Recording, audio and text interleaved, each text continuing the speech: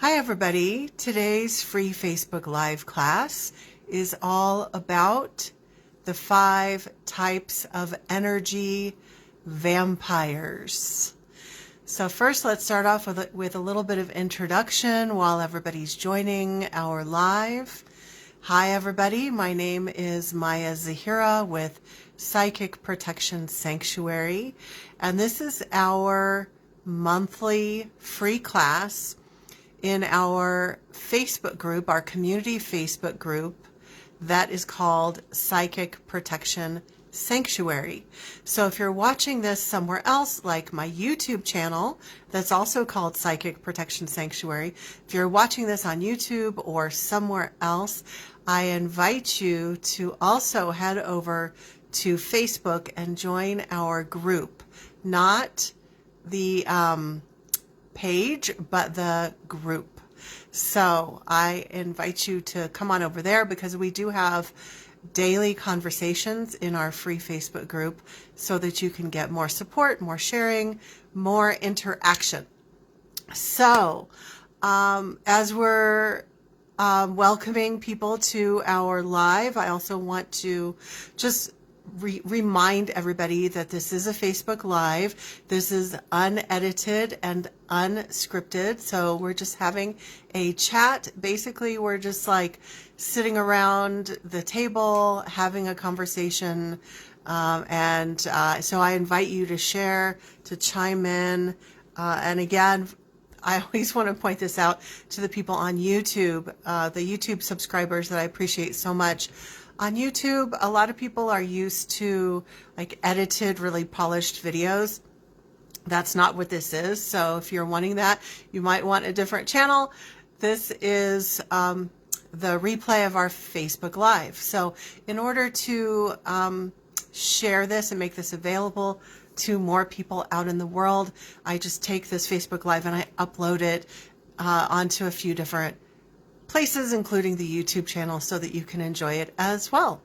So let's see. As always, those of you who are joining live, let me know where you're joining from.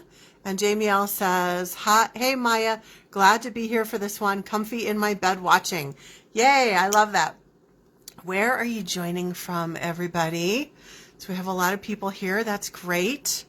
It looks like I noticed that when I got my Facebook Live set up, the whole system looked different. And for anyone who didn't notice, Facebook was acting really glitchy earlier today, and a lot of people weren't able to get on. And so now the system looks different.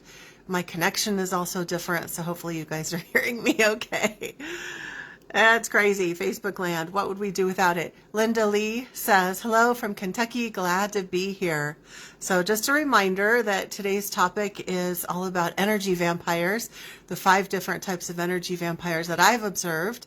And Jamie L says, "Listening from Massachusetts." That's great. Okay. So one final announcement before we get into our topic. And I have this feeling like today's class might be a little bit short and sweet, but every time I say that, it ends up not being short. So I hesitate to say for sure that it'll be short. If you all have a lot of questions or you have a lot of stories to share, then it might be a longer class. We shall see. But it shouldn't take too long to go through these 5 types. So final announcement, as I was saying, final announcement is that if you are new to my work, or if you want to just get a refresher on what it is that I offer, I invite you to head over to my website, psychicprotectionsanctuary.com.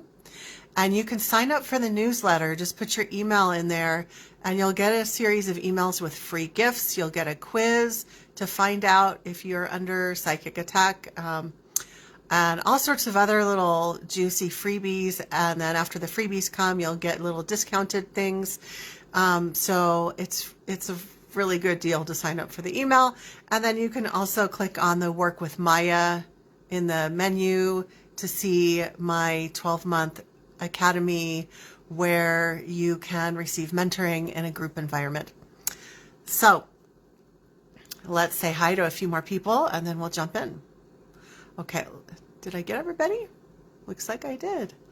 Okay, those are the only people that commented. We have a lot of people, but those are the only ones. I read off the ones that said hi. Okay, so as always, I recommend grabbing a pen and paper. Honestly, if you just listen to this, it might kind of go in one ear and out the other. And I think, I don't know about you, but when it comes to psychic protection and managing your energy, one of the most important things is to have the knowledge and the wisdom. And so, you know, if you have these concepts really embedded in your mind about these different types of energy vampires, then you will identify these patterns right away when you're seeing it in another person. When you see it in another person, this is not an invitation to label that person or tell everyone that person's an energy vampire. Like, labeling people is just not cool. But when you have these definitions really clear in your mind, it helps to inform you as you are interacting with other people, and it helps you to make decisions as to how much contact you want to give each of these people in your life. You are the one who decides how much contact people get with you.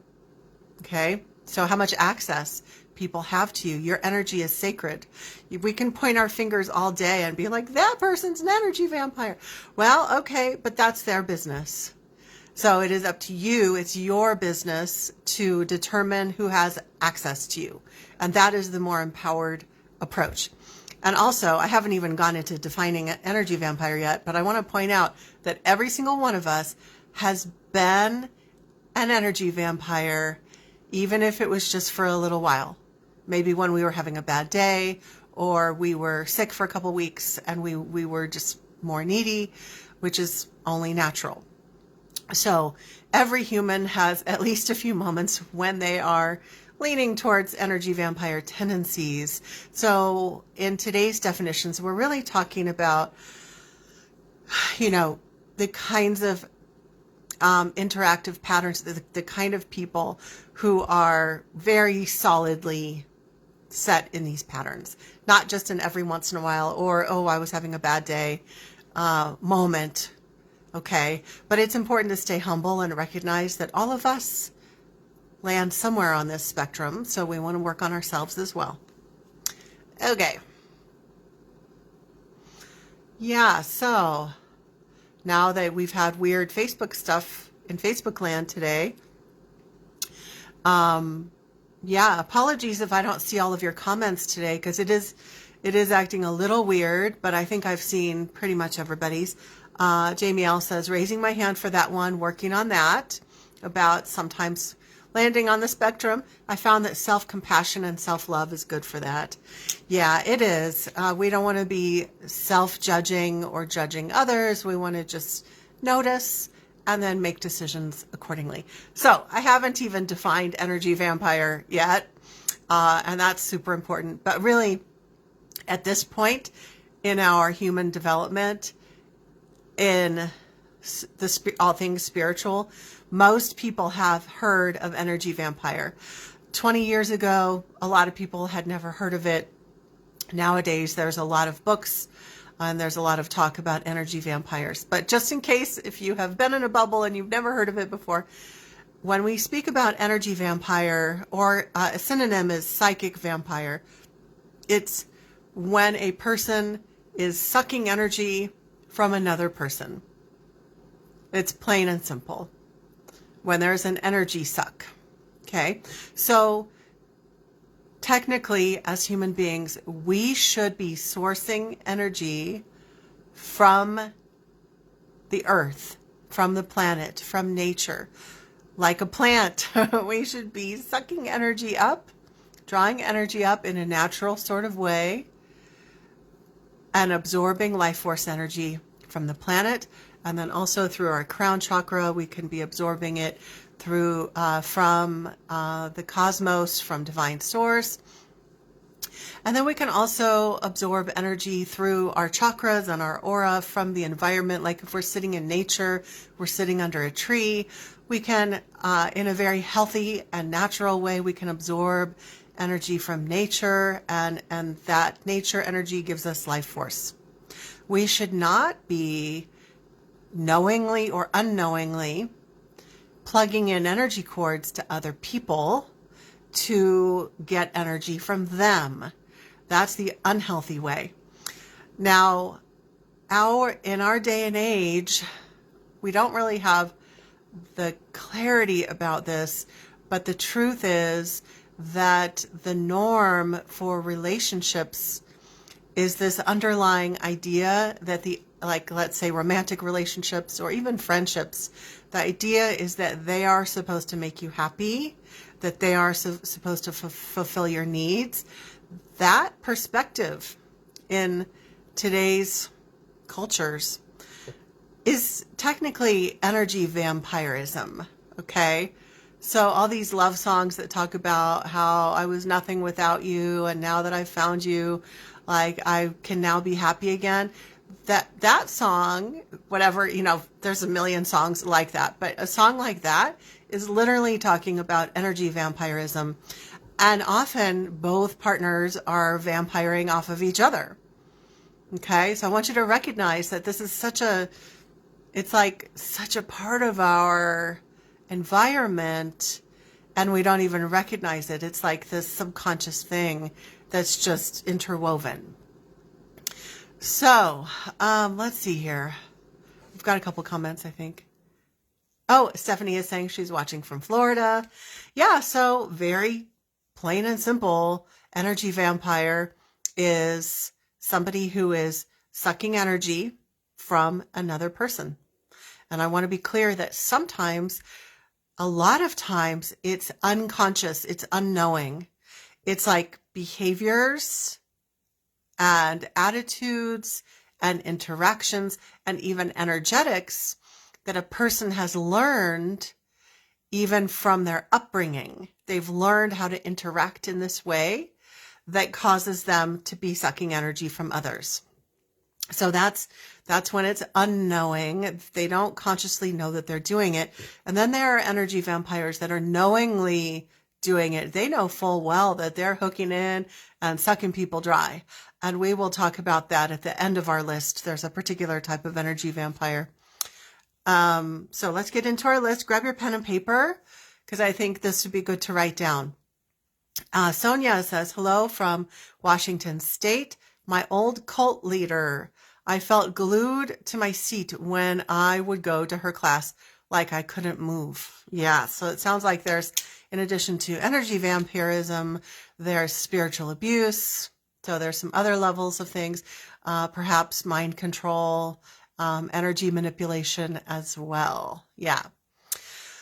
So let's get into the 5 types. Now there's, this list is not an exhaustive list.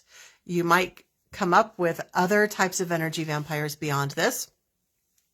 So the first one on my list of energy vampires is the super needy person.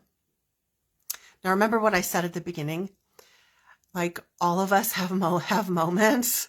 Maybe we just had something really bad happen, or we just had a breakup and we're being like super needy with our friends.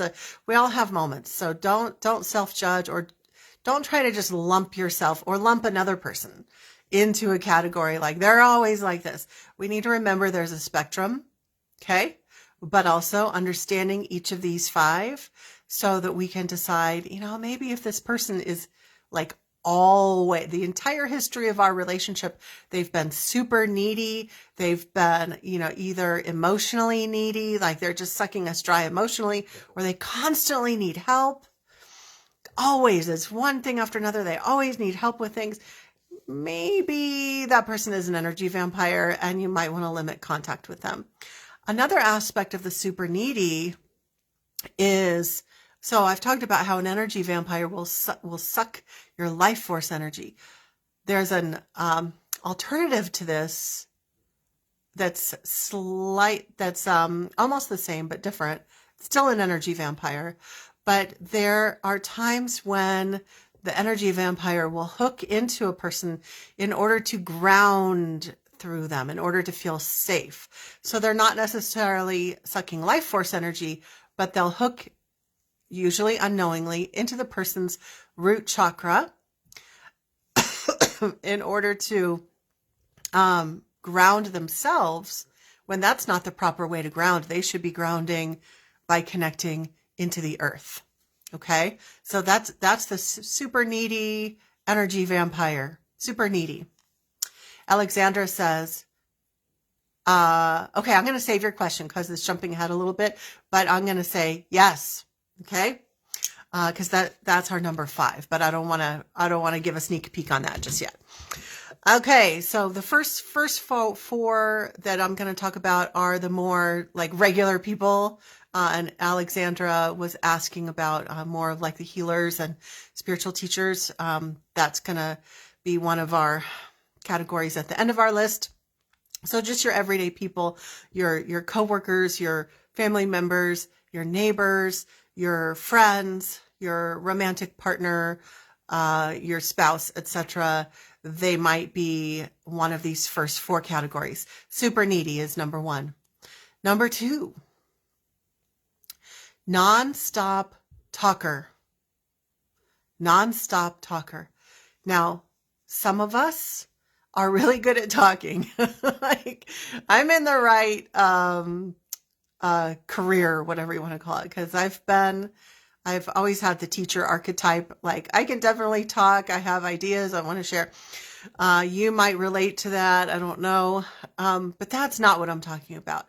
I want you to think about your life, and I want you to think about, have you ever had an experience where you were with someone, either a stranger or a friend or a coworker, whatever, and you truly could not get 2 words in edgewise?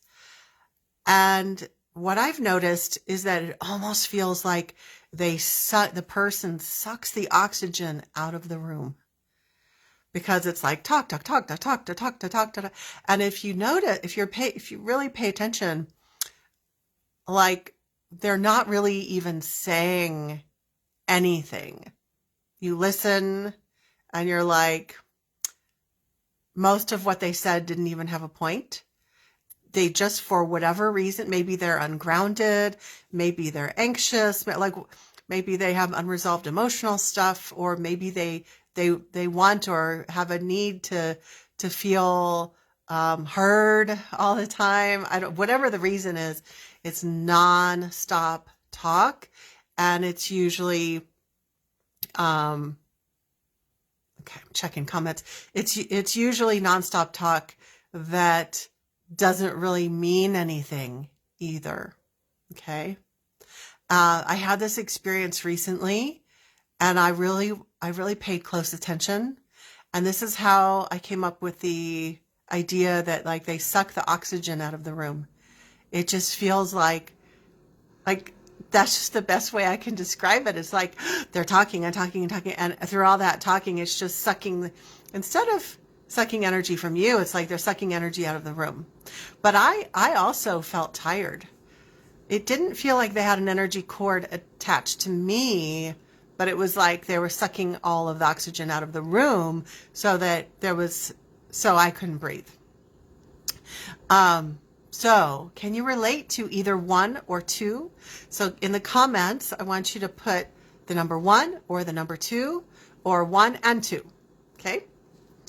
Can you relate to the super needy, either emotionally needy or always needs like either emotional help or physical help, or the non-stop talker? Now, before we get on to the next ones, we've got some comments here, I think. Yeah, comments are weird today now that we've got a new Facebook system. I don't know if it was up. I don't think it was upgraded, but it's just a little weird tonight. Okay, so feel free to make those comments. Stephanie says 1 and 2. She's run into that. So before we go on to number 3, 4, and 5, there can definitely be crossover in some of these categories. There can be someone who's more than one category, or they're one category and then sometimes another. So these categories don't necessarily stand alone. Okay. Category number 3 is the drama queen. It's subtly different than the super needy. The super needy is like, oh, I need help. Like, and it's not like drama, drama, drama.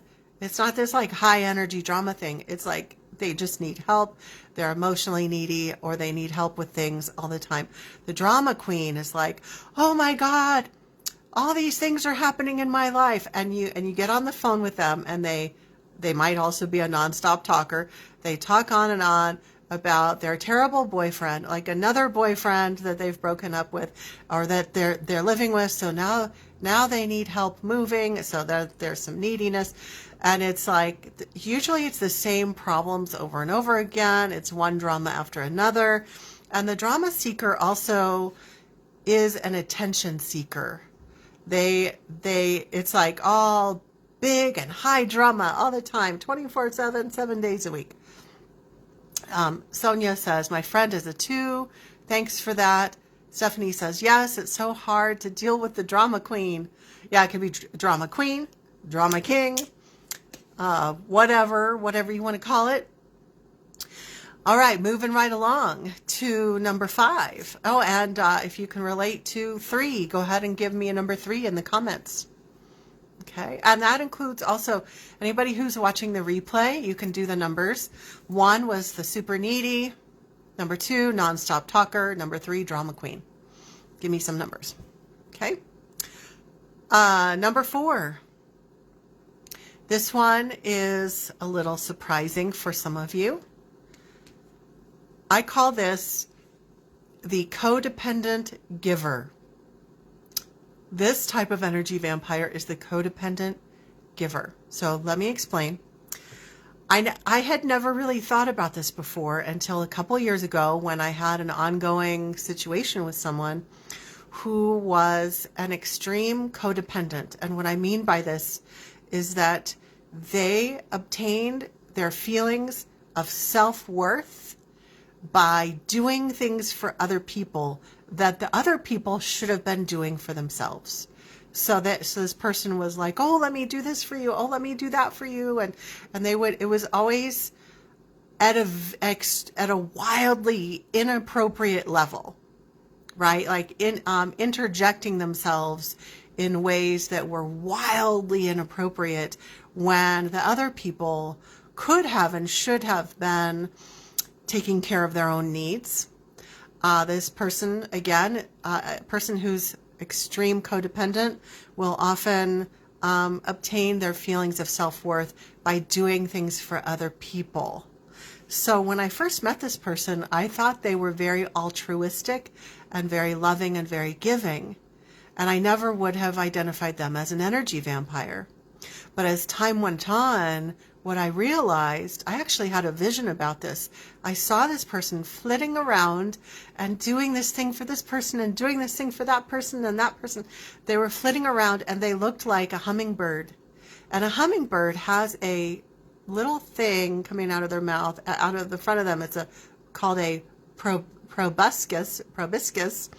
And it's like this little tube that they stick in the flower and they drink. And I saw this vision where I saw her, she had that on the front of her energy field, and she would attach to people and suck their energy. So people who weren't really aware would think, oh, this person is so giving.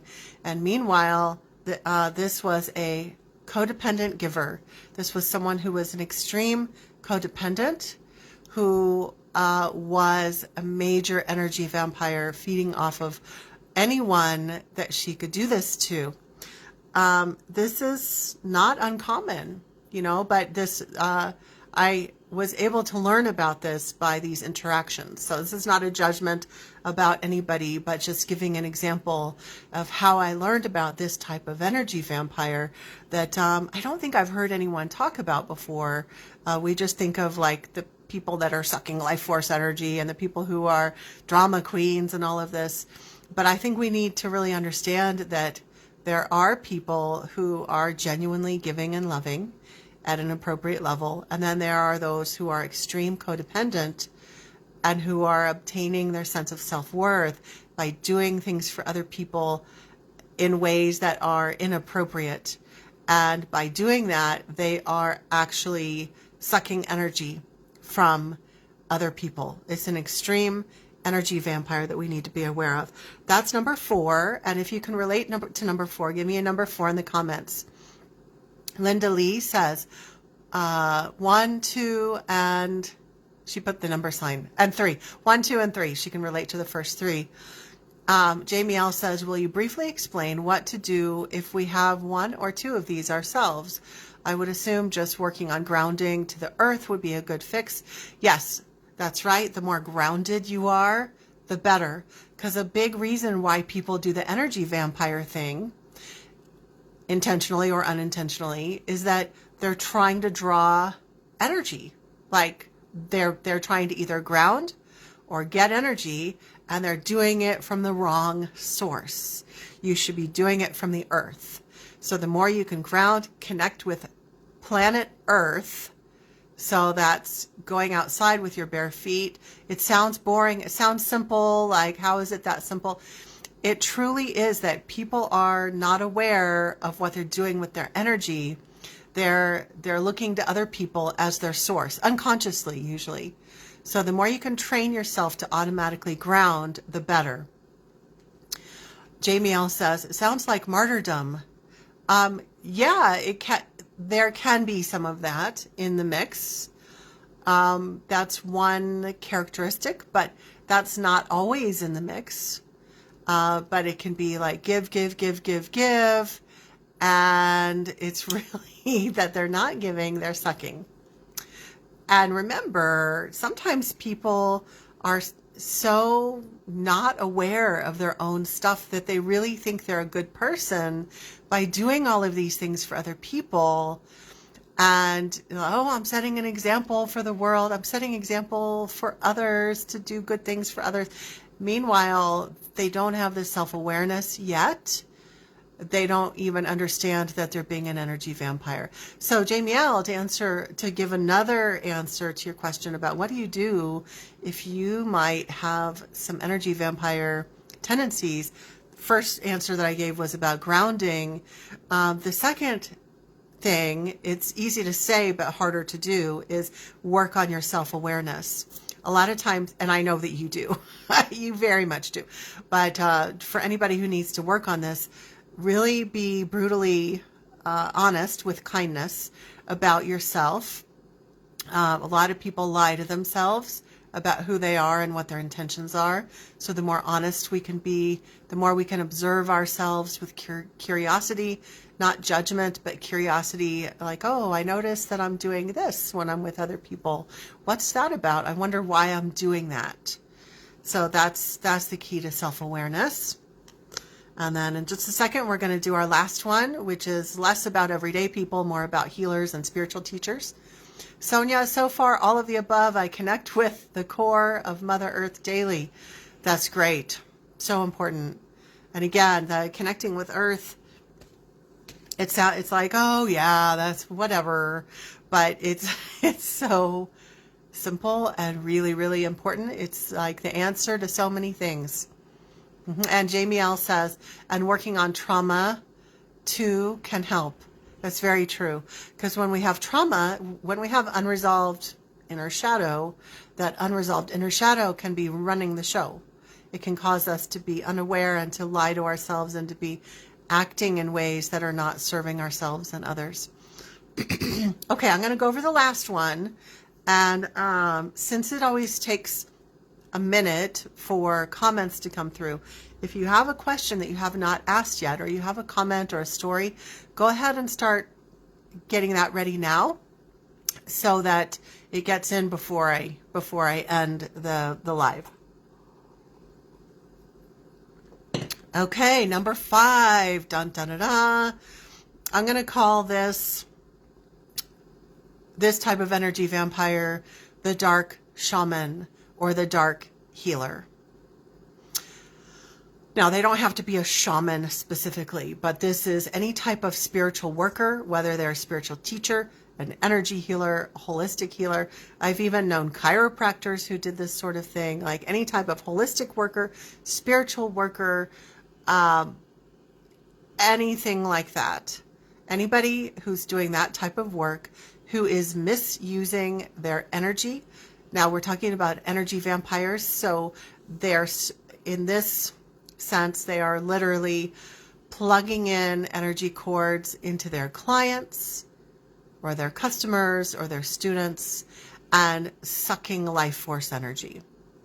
Now, I did a video a while back that I reposted recently. It's called The Dark Side of Reiki. Now, I'm not anti-Reiki. I want to be really clear about that. I think those of you who know me really well know I'm not I tend to not throw everything out. If I see a negative, I'm not going to throw the whole thing out. That said, in the world of Reiki, I've encountered numerous Reiki masters, not all of them, but enough of them that I found it alarming. I have encountered numerous Reiki masters that when they would be doing the attunement process on their students, when they would do the attunement, that is supposed to be a sacred process, they would actually plug an energy cord either through the crown chakra where the attunement occurs, where it goes all the way down this middle center and hooks all the way down to the person's root chakra, or they would just simply hook right on the outside, from the outside of the client's body into their root chakra, or wherever they would be hooking in. They would hook in and just suck life force energy like crazy out of either one or several of the people if it was a group class. And it is just like insane. Okay, so this is an example of the dark healer, the dark shaman. This kind of thing, so we're not just talking about Reiki, this kind of thing shows up in every walk, like every form of healing and spiritual work, from yoga to energy healing to, like I said, I've even seen chiropractors who do this sort of thing. So I'm not just picking on one area, okay? As with all of humanity, there are those who are coming from a good place, and there are those that are misusing their power. And that applies here in the holistic and spiritual work fields, okay? Has anybody encountered this type of thing where you know or you suspect that a healer or spiritual worker that you worked with had plugged into your energy field and they were sucking your life force energy? A sign of this, I didn't talk about this at the beginning when I gave the general definition, but usually when somebody has encountered an energy vampire, they will feel tired afterwards because a lot of their life force energy has been drained. So they'll feel tired. Their mood might dip as well. They might feel depressed or down. And it's all because of the drain, all because of that energy drain. So number 5 is the dark shaman or the dark healer. And this category, you better bet that person knows exactly what the fuck they are doing. And it is inexcusable. These are people who have training in energy. They know, or they should know. I'm going to start wagging my finger here. They should know how to manage their energy properly. They are responsible for what they are doing with their energy. And many of them are clairvoyant or have some other psychic abilities where they know exactly what they are doing. And for whatever reason, maybe they're a sociopath or a narcissist, maybe they fall into one of those categories to where they don't have empathy for what they are doing to their clients. I've worked with people who were very harmed by dark healers and dark shamans to where the amount of life force energy that was sucked from the victim, from the target, was so great that it had a major impact on the person's health. and well-being, and it took months and years for them to recover. I'm not just speaking about one person, but many. This is something that I've seen over and over again. It is inexcusable. I don't know how many months away from finishing my third book, which is all about abusive spiritual teachers. And this is one of the things that I talk about in there, the dark shaman or the dark healer. I'll let you know when that book comes out. So Alexandra says some dark light workers even use their familiar spirits or monitoring spirits as energy vampires. I'm really glad that you brought that point up, because when it comes to those who are adept at working with energy, sometimes the dark healer, the dark shaman, is employing other energies, entities, spirits to do the energy vampirism. So that is also, that's like a subcategory of what can happen. All right, I'm going to go into some tips. These are very basic tips. And remember, if you have any comments, now is the time to start sharing them, because it takes a couple minutes for them to come through on my end. Now, just a reminder of the clarity that I have about this free group, this free Facebook group, Psychic Protection Sanctuary, versus my paid group, my paid mentoring program, Spiritual Empowerment Academy. In this free group, in our free Facebook Lives, our free Facebook classes, I give introductory information like what we did today, and most of the focus is on defining and explaining different kinds of problems and issues. And then in the academy, that is where we go very in-depth and detailed into how to solve the issues. Like, for example, if someone has energy cords, exactly what to do about that. However, I don't ever want to leave you high and dry to where you don't have any tips. You know you've got energy vampires. What should you do? I'm going to give you some very introductory tips so you have something to go to start with, okay? So just 3 tips. But first, Sonia says, my now ex-husband, who is Native American, he would say he was a holy man. Yikes. He used to do healings. Now he is a lonely, depressed elder. I saw a lot of interesting things happen. Yeah, that is really unfortunate. We need to remember that just because someone has a title, that does not mean that they are necessarily an ethical practitioner. They could have any sort of title. It doesn't necessarily mean they are ethical. So remember that, and sounds like you learned that all too well, unfortunately, Sonia. Okay, very simple tips that I think you'll find to be very common sense, but sometimes the common sense tips don't click until someone just tells us what they are. Okay, so when I tell you these, you're going to go, oh yeah, that's so simple. But then it'll be clear in your mind and you'll know what to do. Tip number 1, if you're dealing with an energy vampire, limit contact.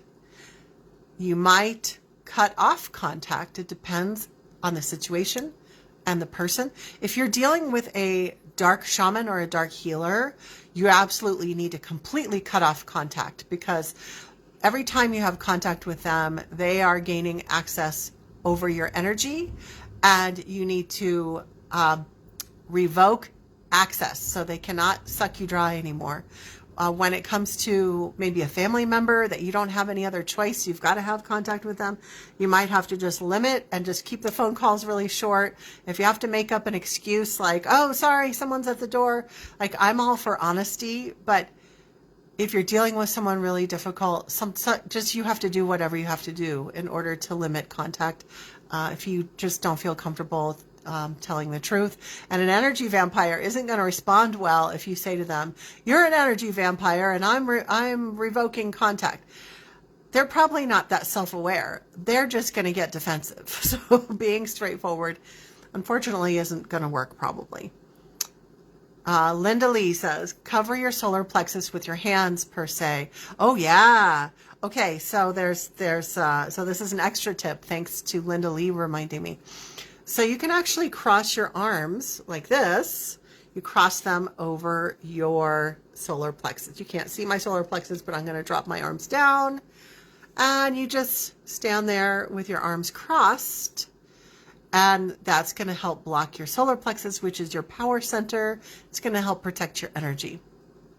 Sonia says, my karma LOL lessons. Yeah, some of those lessons can be pretty rough. Tip number 2. Remember, you get to choose who has access to you. So number 1 was limit contact. But number 2, similar, we do need to remember you get to choose. A lot of people who have had a tendency to not have very good boundaries. This used to be me 15 plus years ago, so I get it. I used to not understand that I had the choice. Like I don't have to give that person access. You have every right to decide who has access to you. I've had multiple experiences in my field of work where people will reach out to me and say, yeah, you want to come over and hang out in my living room and we'll da-da-da-da. And I can tell by their message that this is a major energy vampire. I don't even know them. They don't know me. And this one situation, I responded and said, I don't think that's a good idea. I forget. I just kind of gave a vague response of like, I have a lot going on right now. Well, they showed their true colors. Like this was a stranger on the internet. Okay. I owed them nothing, but I was polite. After I gave them a polite decline for hanging out in their living room, they came back with this like vomiting of insults of how offended they were that I wouldn't hang out with them and how I'm greedy and I'm like all these things.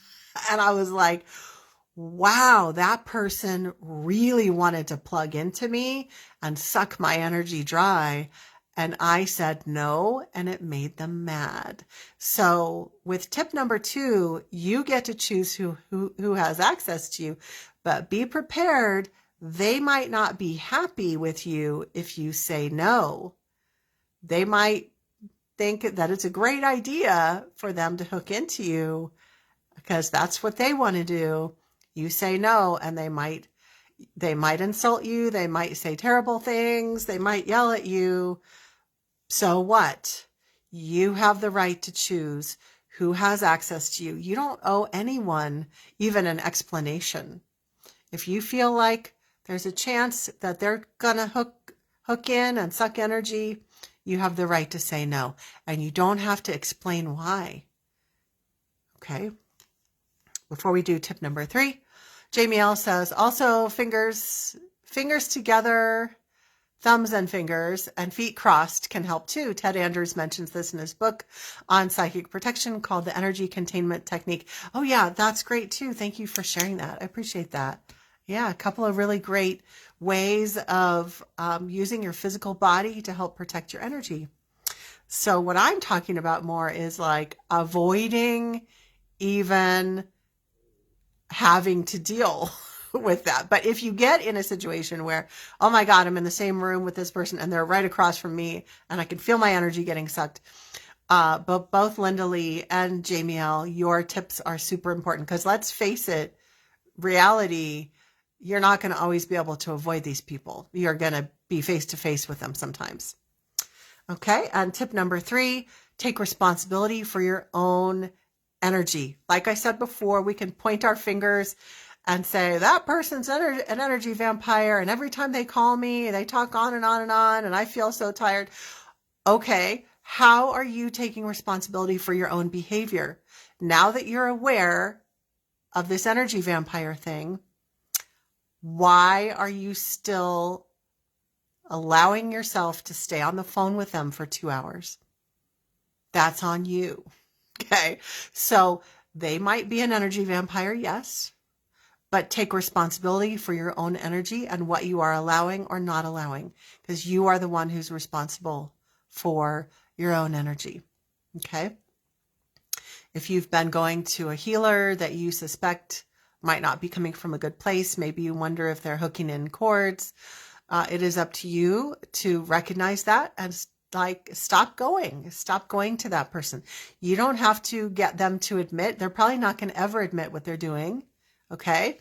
It's up to you to protect your own energy. If you're going to a group spiritual event and you feel like there's some energy siphoning going on, you have the right to get up and leave. You don't have to explain it to anyone. They're probably not going to understand. Don't worry if they think you're weird or whatever for leaving early. Make up a reason. Say you've left the stove on, whatever. That's why you had to leave. But the point being, it's up to you to take responsibility for the care and maintenance of your own energy. It's not about labeling other people as energy vampires. You are the one who needs to either limit contact, choose who has access to you, and then stop the behaviors where you're allowing energy vampires, like where you're giving them the straw so they can just have a good drink. Like, stop giving them the straw, okay? Because sometimes we are doing that, and we need to stop doing that. We need to take responsibility. Okay, any questions before we go? Linda Lee says, working in corporate America or corporate anywhere, you cannot avoid them. That's true. And also people on the spectrum of different behavior disorders. And I say spectrum because what I've really come to understand over the years, with the labeling thing, we tend to label people as narcissists in the corporate world. There's spectrum. There's a lot of behaviors that are narcissistic or sociopathic, etc. Behavior disorder kinds of things in the corporate world. And we can't get away from it, right? So we just have to learn to manage and stay grounded. Yeah, you cannot avoid them. Melissa says, today I received a hate comment. I just blocked it, grounded, and I am not allowing anything further. Yay! I'm sorry that happened to you, Melissa, and I'm really glad that you shared your comment because this brings up something else. So far today, we've really talked about face-to-face relationships or over the phone, the friend that calls and talks on and on for 2 hours.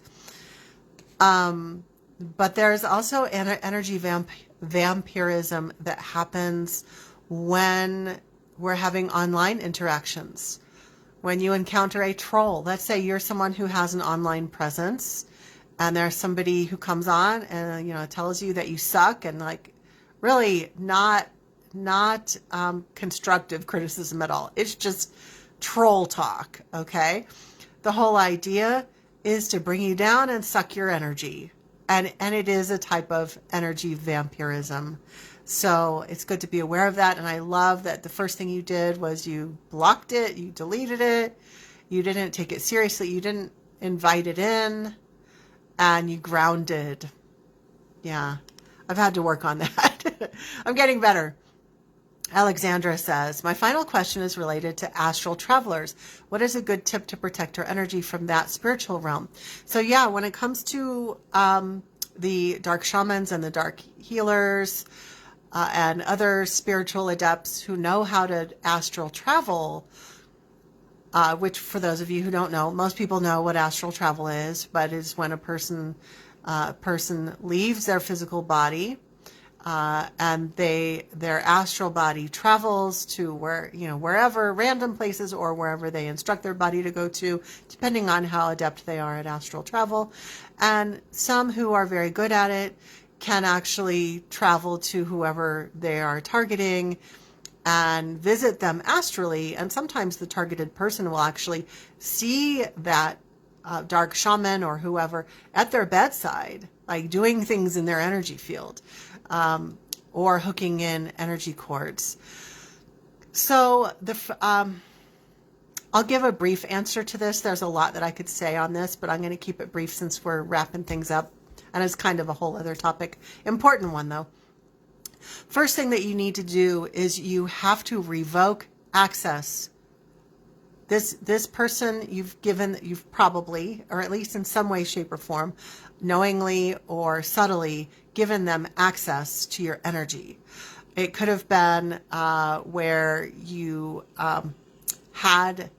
you requested an energy healing session from them, or you went to one of their classes, and so there was like an unspoken agreement where they are allowed to access your energy. Okay. Or you gave like a very clear agreement, like, yes, I want you to do a healing session on me. So then they assume that now they just have full reign access to your energy, right? Because it was given before. So what you have to do is go through a ritual process. I'm all about simple rituals, but you can make it complicated if you want to. You create a declaration, write it out, and then speak it aloud. You can light a candle if you want to. And the declaration says something to the effect of, I now revoke all access that so-and-so had to me. Any access that I granted previously is now fully revoked. They no longer have access to me ever again in any timeline or reality, and so it is. Or however you want to word it. You're going to say it with authority. You're going to write it with authority, so that you have those words very clear. And then you say it out loud. Proclaim it with strength in your voice. I like to light a candle or do something else, drum with it, do something to empower the energy even more, where you're revoking contact. So that's the first thing. And then there are other things that you can do when you're sleeping. So I'm going to give a general piece of advice to everybody. If you are having issues with vampires coming and astral traveling, visiting you while you're sleeping, there's a whole chapter in my first book, Darkness Disguised as Light, that has a variety of very simple and beneficial suggestions on what to do to protect yourself at night. So the book is Darkness Disguised as Light, and you can get that on Amazon.